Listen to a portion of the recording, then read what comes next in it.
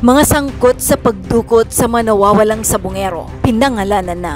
Matapos ang isang linggong suspension sa diving operations dahil sa masamang panahon, nakakuha ulit ng bungo at buto ng tao na may kasamang ngipin ang Philippine Coast Guard sa Taal Lake sa patuloy nitong paghahanap sa mga nawawalang sabungero. Ayon kay DOJ Secretary Jesus Crispin Remulla, posibleng makatulong ang mga dental records ng bungo para matukoy kung labi ito ng mga isa sa mga nawawalang sabungeros. Tulad ng manaunang nakuhang buto, dadaan ang mga ito sa forensic examination at DNA collection at posibleng ikumpara sa dental records. Aminado naman si Remulla na mas matagal ang prosesong ito. Nakuha ang mga buto sa mga quadrant ng lawa ng Taal Lake na itinuro ng whistleblower na si Julie Dondon Patidongan o alias Totoy. Samantala, mas lalakas ang kaso laban sa mga sangkot sa missing sabungeros matapos iharap ng Department of Justice o DOJ ang bagong testigo na may kasamang ebidensya laban sa 12 pulis na sinampahan ng kasong administratibo. Matapos lumantad noon ang whistleblower na si Julie Patidongan o alias Totoy, isang bagong testigo ang ilalabas ng Department of Justice o DOJ tungkol sa mga nawawalang sabungero. Hindi lang daw testimonya ang kanyang hawak, kundi pati na ebidensya. Ayon sa DOJ, lalong napalakas ng bagong testigo ang kredibilidad ng mga impormasyong ibinunyag ni alias Totoy. Isa raw siyang civilian at maraming nalalamang impormasyon sa pagkawala ng mga sabungero. Sinampahan ng administratibo ng National Police Commission o NAPOLCOM ang 12 pulis na sangkot umano sa missing sabungeros. Nakitaan ng probable cause ang mga pulis base sa salaysay ng mga dokumento ni Julie Patidongan o alias Totoy at mga video na nakalap at mga salaysay ng mga kamag-anak ng mga nawawalang sabungeros. Dadaan sa pagdinig ng NAPOLCOM ang mga pulis kung saan makakadepensa sila. Nananatili naman sa Camp Crame ang mga 12 pulis habang hinihintay ang pasya kung sila ipapatawan ng suspensyon. Samantala, iniimbestigahan na ng Justice Department ang sumbong ng ilang kaanak ng missing sabungeros na gusto ng nagpakilalang pulis CIDG na kasuhan nila si Julie Dondon Patidongan o alias Totoy. Pinadidiin pa siya bilang mastermind sa kaso. Takang-taka ang ilang kaanak ng nawawalang sabungeros sa inilapit umano sa kanila ng mga nagpakilalang pulis CIDG. Gusto umano ng mga pulis na kasuhan nila si Julie Dondon Patidongan at idiin bilang mastermind sa pagdukot sa mga nawawalang sabungero. Nanindigan naman ang mga kaanak na hindi sila pipirma sa affidavit kapag kinasuhan si Patidongan. Ang insidenteng ito ay nakarating na rin kay DOJ Secretary Boying Remulla. Matatandang hiniling ni Remulla kay PNP Chief Nicolas Torre III na alisin muna sa pwesto ang service commander dahil sa isyu ng tiwala sa paghawak sa investigasyon. Samantala, nasa kustudiya na ng Criminal Investigation and Detection Group o CIDG ang 2 kapatid ni Judy Patidongan. Ayon kay PNP spokesperson Brigadier General Jane Fajardo sa isang press briefing ngayong Huwebes, July 31.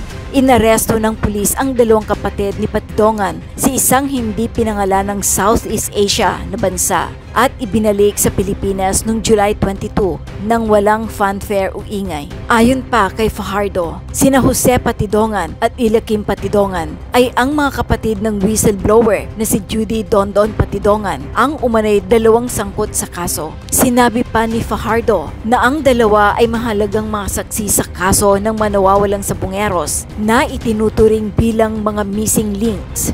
Linawin po natin yung issue po na yan.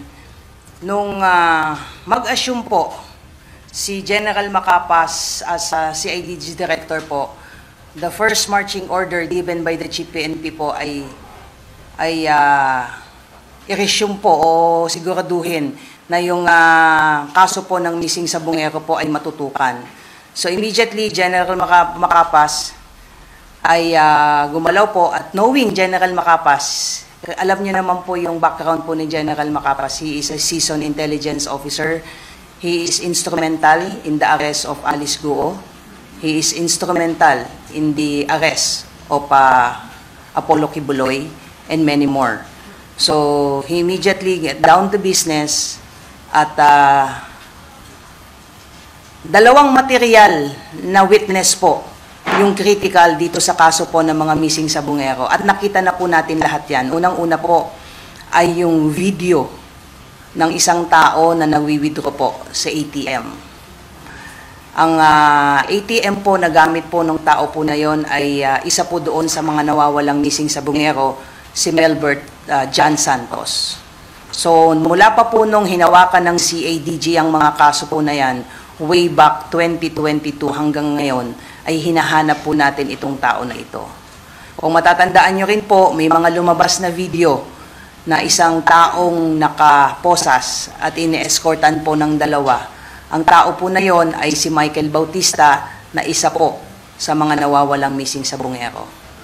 So si General Capas po, nung mag-assume po siya as CID Director, ay yan po ang agad-agad na tinrabaho. He received information na ito pong dalawang tao po na ito. Kung matatandaan niyo po, doon sa isa sa mga statement po ni Julie Patudongan alias Totoy, ay may sinasabi siya na may dalawa siyang tao na magsasabi na involved doon, nakilala niya, na tao niya, yung sinasabi na nag-withdraw ng, sa ATM doon sa may Batangas at yung dalawang tao din na nag-escort doon kay Michael Bautista. So itong dalawang tao po na ito, hindi niya po binanggit na mga kapatid niya. Yan po ang totoo dyan. Si General Macapas po, when he assumed as CIDG Director on June 19, ay nakabaho po lahat, kaagad po ito. Mga around June 23, nakareceive po ng information po na nasa ibang bansa po itong dalawang tao po na ito. Identified na po natin kung sino sila. Nung June 24 po, again, may timeline po tayo para lang to set the record straight. June 23, na-receive po, may naka-receive po ng information si General Macapas na itong dalawang tao na sinasabi natin, na pinangalanan naman na niya, si Jose Patidongan at saka si Ilakim Patidongan. So yung informant na nagbigay sa kanya ng information ay pinakases po ito at around June 26, General Macapas coordinated with the Bureau of Investigation for the immediate facilitation ng kanilang pagkuha dun sa mga tao po na ito.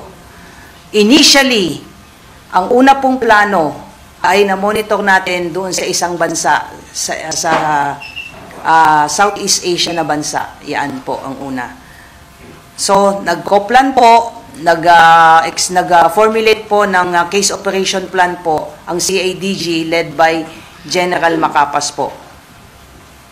Mga July 15 po, pinarases po yan at kinonfirm po ng ating informant na from doon sa isang Southeast Asian country ay lumipat po yan sa isa pang bansa.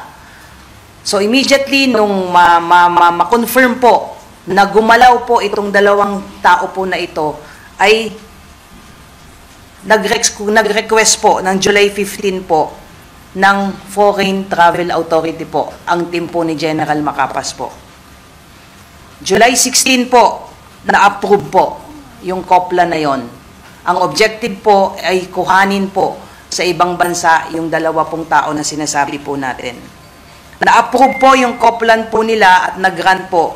Pero ang initial po na travel authority na naibigay sa kanila ay dun sa original na sinasabi ko na bansa na una na nandun sila cited as confirmed by the informant.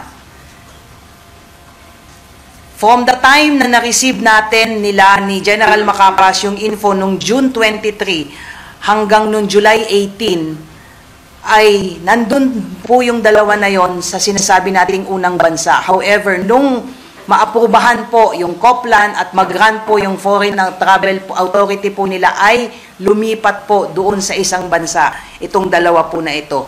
Kaya po yung travel authority po nila ay na-amend.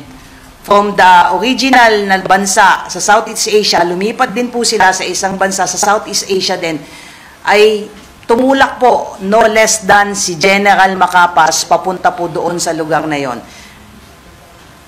Kinuha po nila yon, yung dalawang tao po na yon, with no fanfare, with no ingay whatsoever, because these two gentlemen are very critical po sa investigation. At na-find out nga po natin, na-confirm natin na itong tao po na ito, si Jose Patidongan, ay meron pong outstanding warrant of arrest.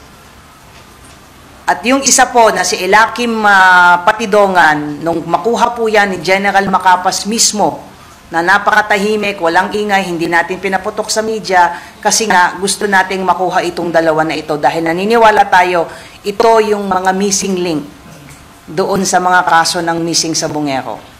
Kinuha po sila at binalik po sila dito sa ating bansa. Dumating po sila July 22 po, na napakatahimik po.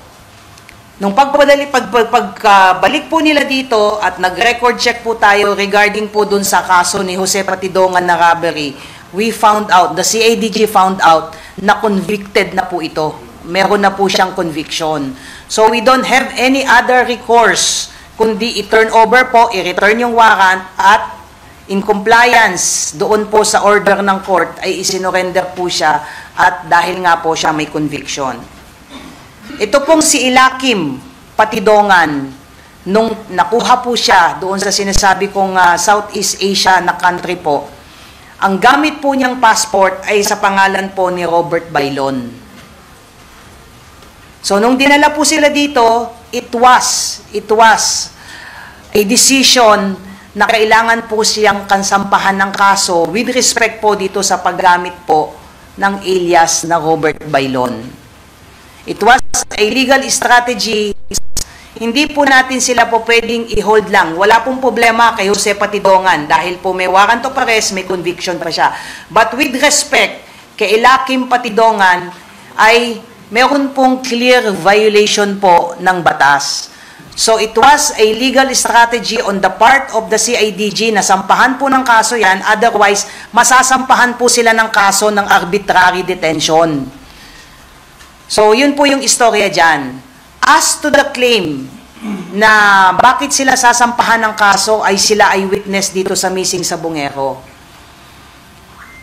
Kung matatandaan nyo, matagal na po kayong sumusubaybay sa mga kaso po ng mga pulis, meron po tayong tinatawag po, the under Rule 119 po ng Revised Criminal Procedure, yung tinatawag po na discharge as state witness po.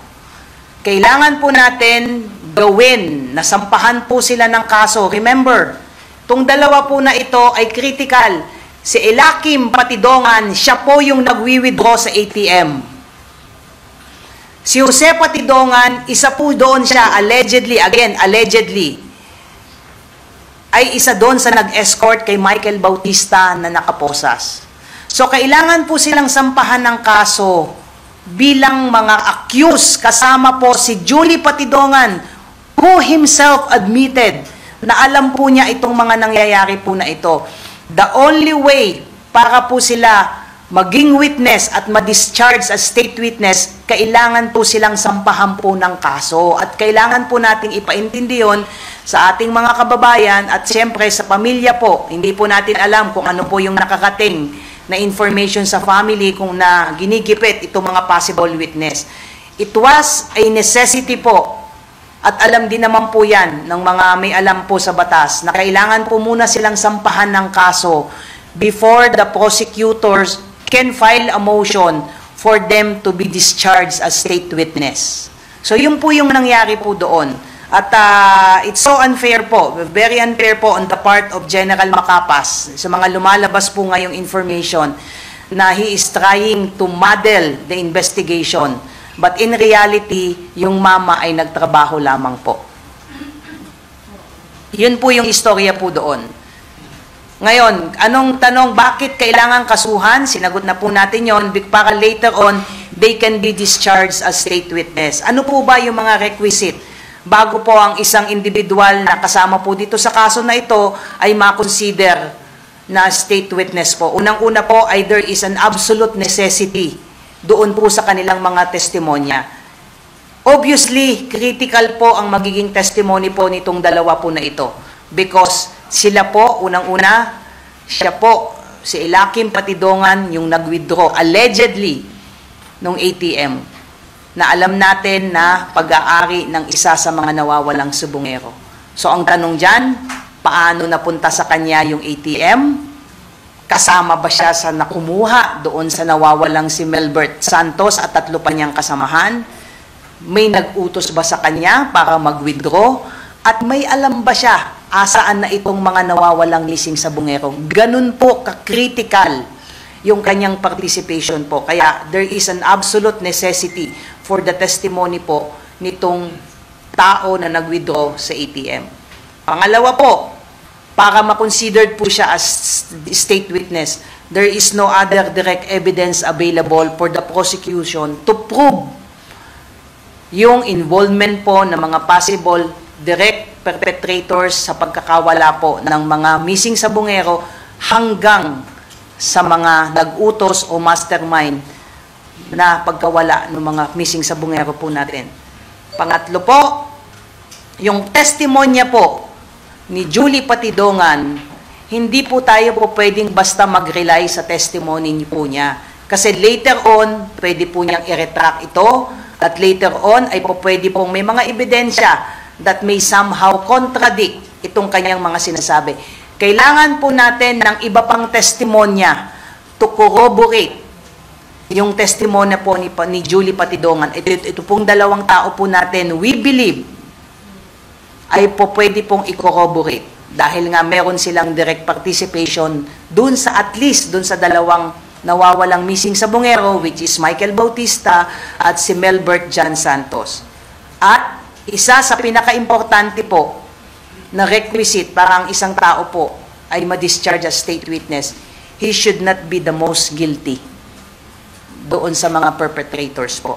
At dapat po ay wala po silang mga previous conviction.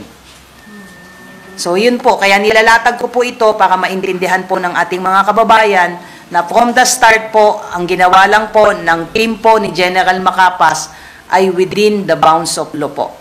So it's kind unfair po to even insinuate na may ginawa pong hindi tama si General Macapas. Yung mama, hindi magsasalita po yun because he's not used to the limelight. So, I'm taking the cudgels on behalf of General Macapas and on behalf of the PNP organization na lahat po ng ginagawa natin ngayon, lahat po ng aksyon natin, isa lang po ang objective po ng PNP para po humanap ng hustisya para sa nawawalang sa Bungero at ang kanyang mga pamilya. We want to assure everyone na hindi po magpapagamit ang PNP kanino man at sino man to advance their own personal interest. Ang objective lang po ng PNP ay bigyan ng hustisya ang mga nawawalang sa Bungero at yung kaniyang mga pamilya. Hindi po tayo magpapa-influensya sino man. We will proceed where the evidence points us. Yun lang po. Kung may conviction na pala itong si Jose Patidongan, malabo na siyang maging state witness sa kaso. Hindi ko po kayang sagutin yan sa ngayon, ma'am, dahil yung appreciation whether or not a particular accused can be discharged as state witness is within the ambit of authority and discretion po ng korte. Ang prosecutor po ang magpo-file po ng motion sa korte po para po i-discharge ang sino man pong accused para siya po ay magamit as state witness. Magkakaroon, once makapag-file po ng motion ang prosecutor, magkakaroon po ng hearing yan. Magpe-presenta po ang prosecutor ng necessity or at least justification for the appreciation ng court kung po pwede po silang ma-discharge as state witness. Maaaring isa doon sa mga mandatory requisite ay maaaring, yun nga, yung sinasabi ko na walang prior conviction. But then again, we also have to balance, I don't want to preempt kung ano pong magiging desisyon po ng korte, is very critical ang magiging testimonya po, if ever po, nitong mga nasa custody po natin ngayon to prove na ito pong mga missing sa Bungero were indeed held in captivity and later on, hindi pa natin alam hanggang ngayon ay hindi pa po nakikita ang kanilang mga labi po. May info na ba ang PNP? Paano nakaalis yung dalawa? Yung si Jose at si Eliakim? Kasama po yan, ma'am, sa ating iniimbestigahan for the longest time. How come na nakalabas sila ng bansa? It's not remote na katulad ng iba nating mga hinanap at pinursu at minanhunt ng mga wanted person. There is also a possibility na gumamit din sila ng exit route po. not necessarily dun sa proper channels, so we are now coordinating po sa BID to check kung may mga travel records. Remember, itong isa po na ito ay gumamit ng isang ng alias. Again, clearly there is clear violation po ng existing laws po natin. So lahat po yan ay kinoconsider po. So kailangan lang po siguro nating ipaliwanag sa pamilya kung bakit nating kakasuhan sila ng a separate case maliban po doon sa kanilang possible involvement po dito po sa kaso po ng mga missing sa Bungero. Yes, ma'am. Ma'am, sa statement ni alias Totoy, yung mga binibigay niyang statement, parang ang lumalabas kasi sa mga statement niya, yung mga pulis ang dumudukot, yung mga pulis ang kumukuha dito sa mga sa Bungero na ito. Pero yung nakita sa CCTV, kapatid na pala, yung isa dun sa dumukot. So, ibig sabihin, hindi naman talaga siya ang least guilty dito o baka simula alam niya at siya ang nagputo sa kapatid, mga kapatid. This is precisely the reason, ma'am, from the time na nag-assume po CIDG, yung ating Chief PNP ngayon, si General Nick Torre, ay tinarbaho po niya ito ng tahimik. As early as January, February, si Patidongan reach out and manifest his intention to cooperate sa investigation at may mga binigay po siyang information. Vinalidate po yan during the time ni General Torre nung siya pa po ay CIDG. Tahimik, hindi lumabas sa media kasi we don't want to preempt the ongoing investigation, validation until such time na dubuo po itong mga kwento po na ito at itinurn over po natin ang kaso sa DOJ for purposes of case build-up pursuant to DC-20. From the time the case folder was turned over sa DOJ, wala pong statement na binigay ang PNP dahil gusto natin na tahimik investigahan po ito. So may mga lumalabas na mga pananalita si Mr. Patidongan, hindi po kontrolado ng PNP po yun. It's up to him kung anong gusto niyang sabihin. But on the part of the PNP, uulitin ko po, we will proceed where the evidence points us. Clearly, meron pong direksyon yung ginagawang investigation ng PNP. Sabi nga natin, regardless kung sinong tatamaan, regardless kung sinong lulutang sa ating investigasyon, wala tayong papanigan, kundi katotohanan at hustisya. Ma'am, bakit kailangan ilipat si General Macapas from CIDG? Okay. Just to give you history po, mag-backtrack po tayo. When the Chief PNP assumed position as the Chief PNP, na bakante po ang CIDG, meron pong mga kinonsider kung sino po ang pupunta sa CIDG. Pero hindi po natuloy, kaya supposedly, si General Macapas is being considered for another position. But as to the reason bakit hindi po siya natuloy, ay napunta po siya sa CIDG because he enjoys the trust and confidence of the Chief PNP. Being a seasoned and veteran intelligence officer, the Chief PNP decided then that it would be to the advantage of the PNP organization kung ang ilalagay po sa CIDG ay isang intelligence officer at seasoned na investigator like General Macapas. Although he manifested his reservation at the time he was requested by the Chief PNP na umupo mo na sa CIDG because that position is for 2-star. Hindi na po mapopromote si General Macapas because wala na po. Meron po tayong rule na if you are less than 1 year po ay hindi ka na po mapopromote. But as a good soldier, sumunod po siya sa request po ng ating Chief PNP na umupo sa CIDG at immediately get down to business. Kaya nagkaroon po tayo ng magandang development po dito po sa kaso po na ito. I want to confirm that it was General Macapas who requested the Chief PNP para mailipat na siya. Kasi sayang po yung position po na yon na exclusive po yon for 2-star or at least entry position. And the Chief PNP acceded to his request. There is no truth na mayroon pong nag-request na itanggalin po siya sa CIDG. Again, it would be very, very unfair po na sabihin na mayroon pong nag-utos kay Chief PNP para tanggalin po siya sa CIDG. I would say this with all certainty, no one and nobody could dictate kay Chief PNP kung saan po dapat dalhin ang mga officer at saan po dapat pumunta ang mga officer. It was the personal request of General Macapas na may lipat po siya sa region, sa ibang region po para mag-RD po. Why Region 12? This is in response doon sa utos po ng ating Pangulo nung SONA to run after smugglers. At alam po natin na mayroong mga smuggling issue sa Mindanao. And that is precisely the reason why dinala po sa Region 12 si General Macapas para po gamitin yung kanyang pagiging intelligence officer to run after smugglers dyan po sa Mindanao. At ilang buwan na lang po, magkakaroon po tayo ng eleksyon sa BARM at si General Macapas uli ang inaasahan ng ating Chief PNP to help the PNP organization and the task force to make sure na magkakaroon po tayo ng mapayapa at maayos po na eleksyon sa BARM. So yan po ang totoo. Yung timing lang po kasi yung pagka-Philip kay Macapas, kay General Macapas. Also the timing na may in-announce po yung SOJ na may pinapatanggal na officer ng PNP. Can you comment on that? Well, I cannot comment on behalf of the SOJ with due respect to our SOJ. The Chief PNP visited the Department of Justice last Tuesday, if I'm not mistaken, for a separate meeting. It was a chance encounter doon na monitor na nandoon ang ating Chief PNP and he paid courtesy call sa ating, he paid as a courtesy.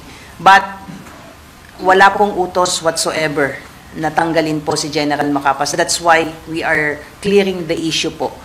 So kung mayroon man po bang nirelieve as a result ng bangling ng kaso po na ito, definitely it's not General Macapas.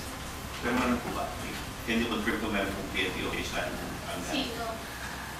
Again, I cannot speak on behalf of the SOJ with due respect to our secretary, but again, like I said, this is the position being taken by the PNP to clear the issue once and for all that General Macapas was not relieved. He is not the person being alluded to na nirelieve because of bungling of case. Particularly ito pong kaso po ng missing Sabongero. Like I said, it would be really unfair sa parte po ni General Macapas po. Pero meron pong na-relieve na official? I cannot comment on that. For now. Because you have to understand, sir, ma'am, na all these things might have an effect dito sa mga kaso po na ito. We don't want to muddle the issue because of some misinformation, some misunderstanding, because at the end of the day po, sir, ang gusto po natin talaga ngayon ay hindi tayo mawala sa focus. Ang focus natin ay bigyan ng hustisya yung mga nawawalang sabongero at ang mga pamilya, and we expect in the coming days, if not today, bago matapos po itong linggo, ay magkakaroon po ng pagpupulong sa panig po ng bagong liderato po ng CIDG at ng mga pamilya po to iron these mga issues po. Minsan, pag ikaw po kasi yung pamilya ng mga missing sabongero, lahat ng naririnig mo ngayon, whether true or not, masakit po sa kanilang mga panig po. And yun po yung reason kung bakit hindi po sa tayo nagsasalita until now, just to clear the issue po. General, ang tanong ko lang po, kasi taon na po yung lumipas sa kaso dito ng mga missing sabongero. Kayo lang po ba nalaman ng PNP yung pagkakasangkot ng mga pulis dito sa kaso dito? This is not only the first time na alam po natin yung possible involvement po ng ilang mga kapulisan. Pero knowing and getting a clear evidence that would directly link them is another thing. Kaya from the time po na pumutok po ito noong 2022, na lumapit po yung mga missing pamilya po ng missing sabongero sa CIDG, ilang beses na pong nagpalit ng direktor at leadership ang CIDG, nagtuloy-tuloy po tayo. Ngayon po ay bigla pong Julie Patidongan came forward, giving information, admitting his participation, giving critical information with respect sa mga possible na ginawa dun sa mga missing sabongero at posibleng kinahinatnan nila ay tuloy-tuloy po. At sabi nga natin, yung pagkakakuha po dito sa dalawa niyang kapatid, yung possible involvement ng mga pulis, kaya nga po dinala sila dito sa Krame under restrictive custody. Tuloy-tuloy po yung investigation po natin. So, ano po yung ginagawa ng PNP, particularly the CIDG from the previous years, kung hindi man lumutang si Julie, wala kayong idea or mga ebidensya na hawak? Meron po tayong mga ebidensya, ma'am. It would be, again, unfair to even insinuate na wala po tayong ginawa mula po noong 2022. Marami po. But just like in any other sensational cases, lalong-lalo po ngayon na may DC-20 na po tayo, hindi na po probable cause lang po yung hinahanap natin ngayon. Ang hinahanap nating ebidensya ngayon sa level pa lang ng prosecutor's level is prima facie evidence and reasonable certainty of conviction. We could always file the case. Pero ang tanong ba, tatayo ba ito sa korte?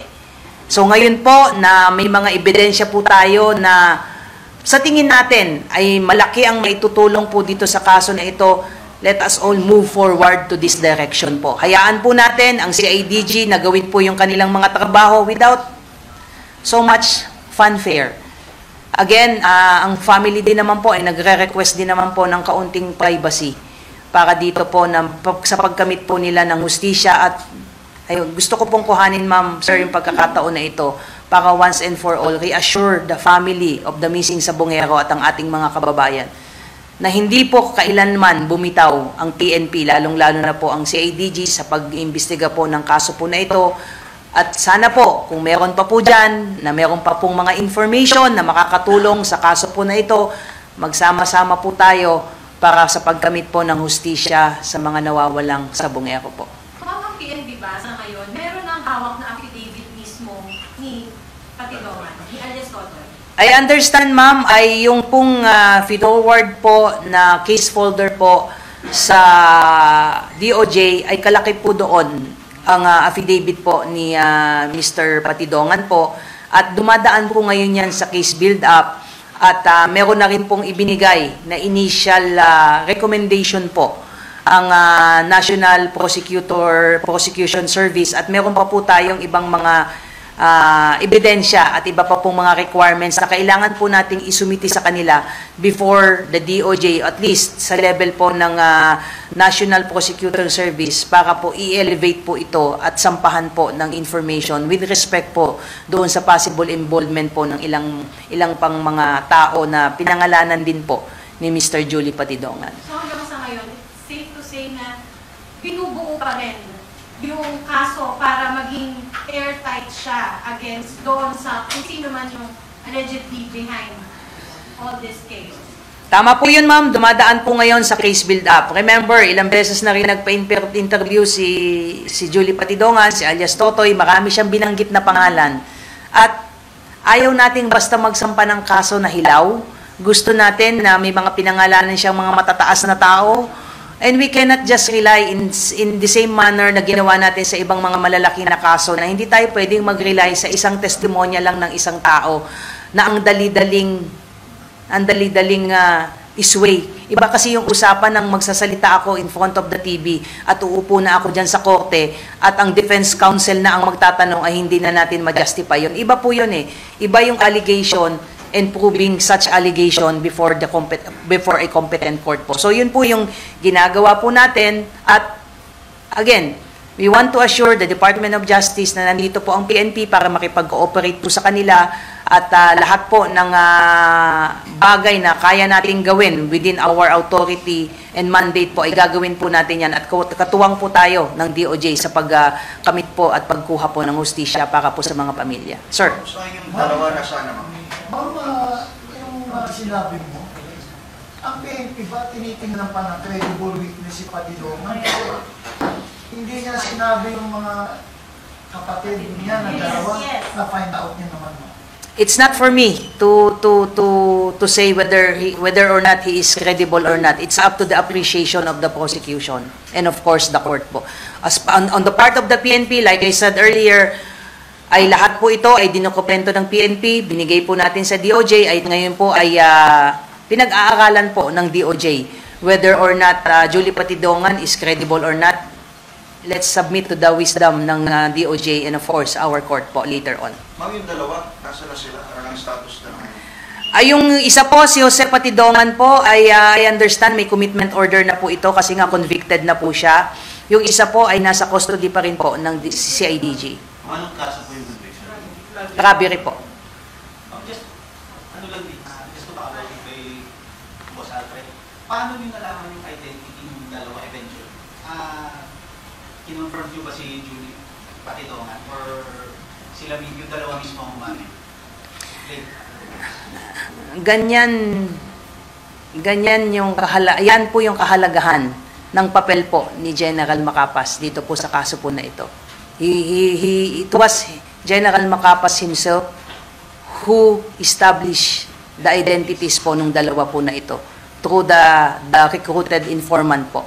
At nung makuha po sila doon, mismo si General Macapas at kumuha at they confirmed na sila po yun.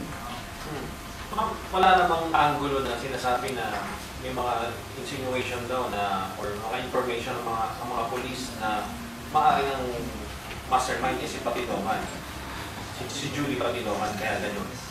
As to the specific role ni Julie Patidongan dito sa mga cases po na ito, again, it is not within the ambit of mandate po ng PNP para ituro na si Patidongan ang mastermind o iba pa pang tao. Gaya ng nasabi ko, kung ano po ang ebidensya na makakala po natin at maisasubmit po at matikikita ng prosecution team ay kung ano ang kanya magiging participation po. But no less than Julie Patidongan, sa mga naririnig natin na pananalita ay marami siyang alam dito sa mga kaso po na ito.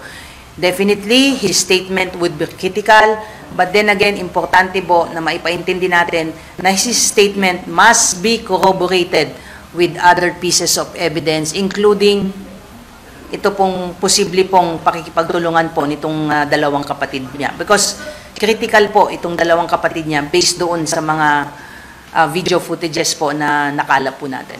General, clearly po na wala pa tayong malinaw na mastermind dito sa kaso ito. Meron na po tayo na direksyon dito sa investigation, but it is not for us to say kasi dumadaan nga po ito sa case build-up kung sino-sino po ang mga individual at personalidad po na eventually ay kakasuhan po ng DOJ. Antayin po natin yun. So para po nag-i-start lang tayo ulit? Hindi po tayo nag-i-start, ma'am. Matagal na po nating inimbestigahan ito. Yung mga ipinadala po nating mga bagong ebidensya dahil na rin po sa paglutang po mismo ni Julie Patidongan na kasama na po, umpisa pa lamang sa mga kinasuhan natin. Remember, 6 po yan na mga security personnel na kinasuhan natin. Kasama po yan si Julie Patidongan. Na-issuehan po ng warrant of arrest yan. PNP din po ang humuli sa mga yan. But however,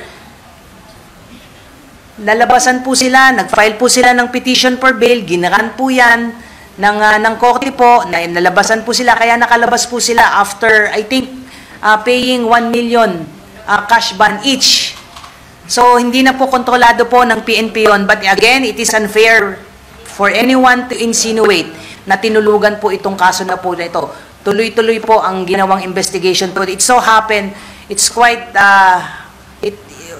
one of the challenges na talagang kinaharap po ng PNP ay yung mga absence po ng mga witness na magpapatunay na ito pong mga pinapangalanan, including Patidongan and others, ay may kinalaman sa kaso. We appreciate, we don't want to diminish the importance po ng paglutang po ni Julie Patidongan. Malaki po ang magiging papel po niya dito sa kaso po na ito. With the directives of the President po na binanggit na sa Sonia, meron po ba tayong deadline o timeline na sinet ang PNP para po sa mabilis na pag-resolve sa kaso dito? Wala po tayong sineset na anumang deadline po dito, but the President had already spoken. Tututukan po natin itong kaso po na ito. The change in the leadership ng CIDG, the Chief PNP is more than confident na we are heading to the right direction po. So we will give you from time to time updates po, and we just have to wait po so ano magiging action po ng DOJ with respect po dito sa kasong idinulong po natin sa kanila po, with respect dun sa mga additional pieces of evidence po, including the affidavit executed by Julie Patidongan and possible cooperation po nitong dalawang nakuha po natin. Ang last question lang po, mag-reaction lang kasi may ibang pamilya po ng mga missing sa Bungero. Sinabi nila, hindi hiling daw po nila na balitan yung liderato ng CIDG kasi may lumapit daw po sa kanila na mga taga-CIDG at nagpapapalit daw po doon sa source statement nila para daw po, para nga makasuhan nito si Patidongan. Ano po yung reaction natin? Well, to address these issues, hindi natin kailangan i-address dito itong mga issue na to in open arena po. Naiintindihan natin ang damdamin ng mga pamilya pag may mga nakakarating sila sa kanilang mga information, whether true or not. That is precisely the reason why yung bagong liderato po ng CIDG will be reaching out to the family and explain to them personally yung naging development po dito po sa kaso na ito.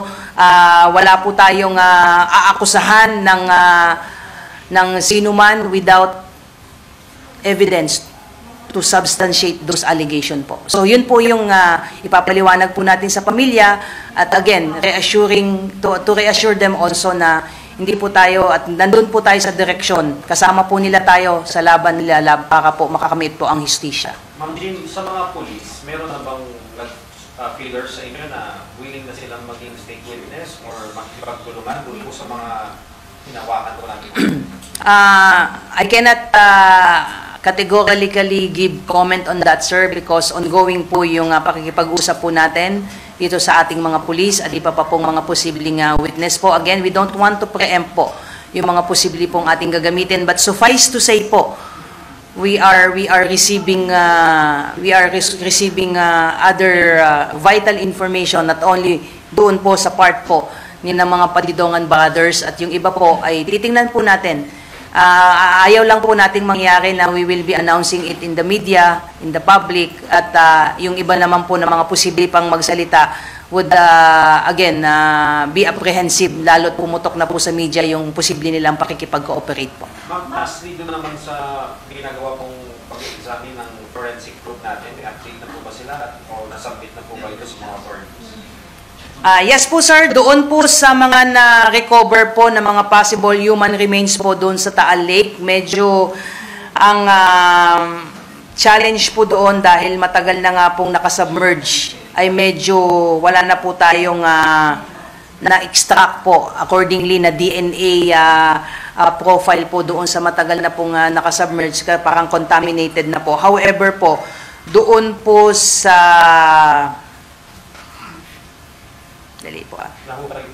sa sementeryo po ay meron pong nakuha po doon na dali lang po para hindi ako magkamali. Yun.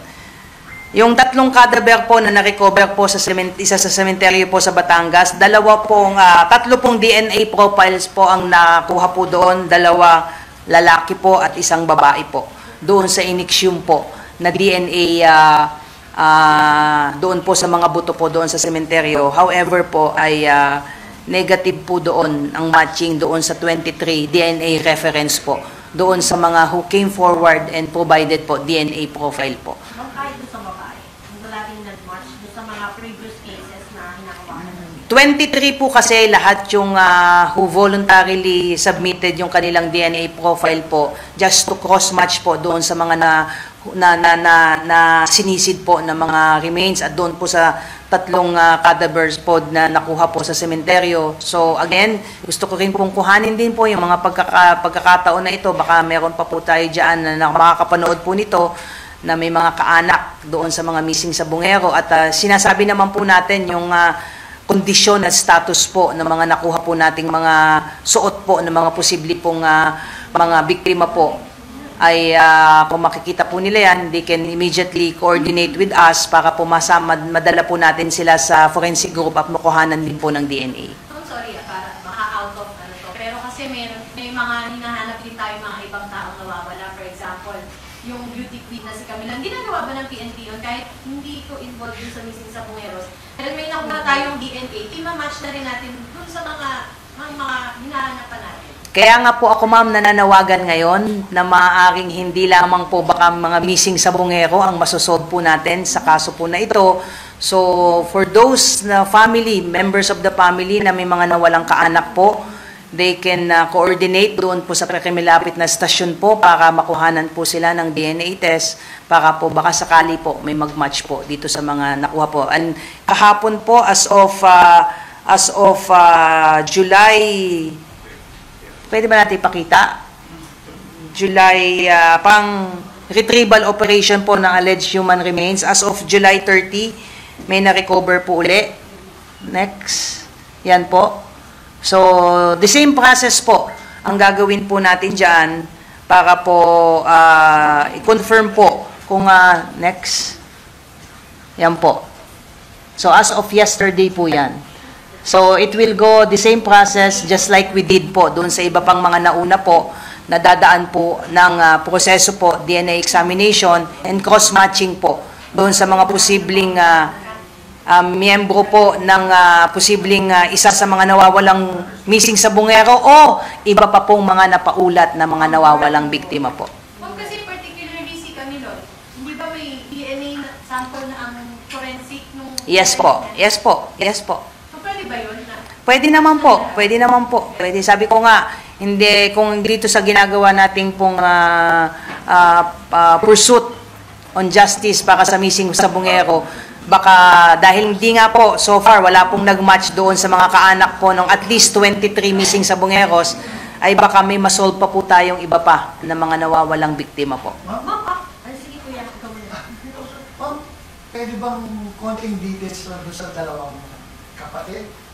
Younger siblings or age, no?